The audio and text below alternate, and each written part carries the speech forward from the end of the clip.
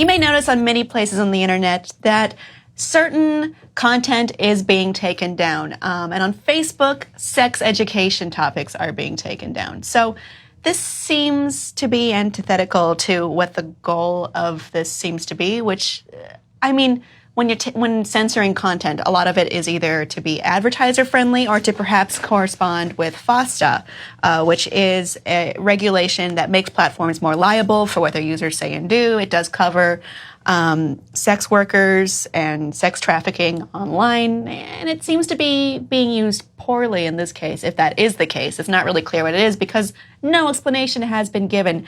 So Timmerie Schmidt, who runs a sex education group on Facebook, because this graphic, it's too graphic. Too graphic. It says sex and then there's a second X. Oh, that's doubly disgusting. Juices. I hope no children saw that. But she and the admins for the page were banned for 30 days and the page was taken down. And for that logo, presumptively, they didn't get the page brought back up until Motherboard complained to Facebook about it, and then mysteriously it came back because you don't get help unless you find someone bigger and more powerful than you, I guess. Yeah. It's so frustrating when there's like a law with an intent to do one thing. It doesn't translate to the rest of the site because the site is so concerned with covering its buns on it. But what's so frustrating is so much about what like computer programming is logically telling the computer the difference between things. Right, instead of just saying, just the word sex is bad, don't do it. It's just, these are the smartest minds in the most capable, well-funded company in the universe, and they can't, like, figure that out? Like, you gotta be able to tell the difference between a photo that has sex happening. Just the word sex. And the word sex. But the thing is, like, it kind of diminishes what the purpose of the internet is, which is to hopefully share, to hopefully educate. And that is what these sex educators are hoping to do. They do have a big problem with this wholesale takedown, saying we have theories about what happened, but obviously no way to know for sure. Some of the committee suspects it's just prude people or someone who has issues with us personally.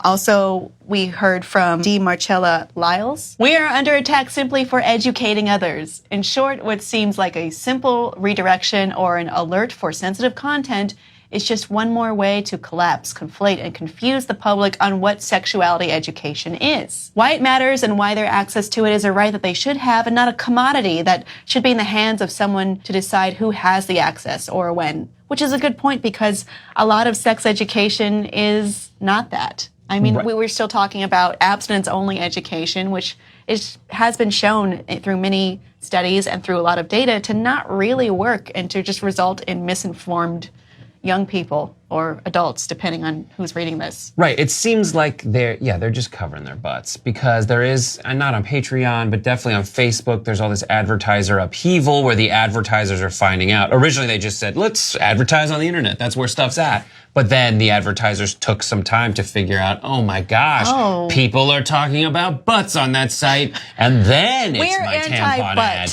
Like, yeah, it's like tampon company. I don't know what it is, but it's like that. I don't know why that jumped into my head. And then it's my ad for shoes. I can't have shoes in the butt page.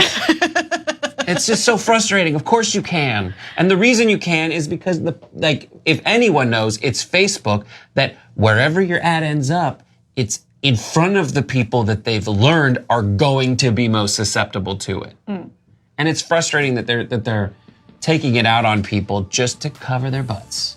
Perfect analogy. All butts.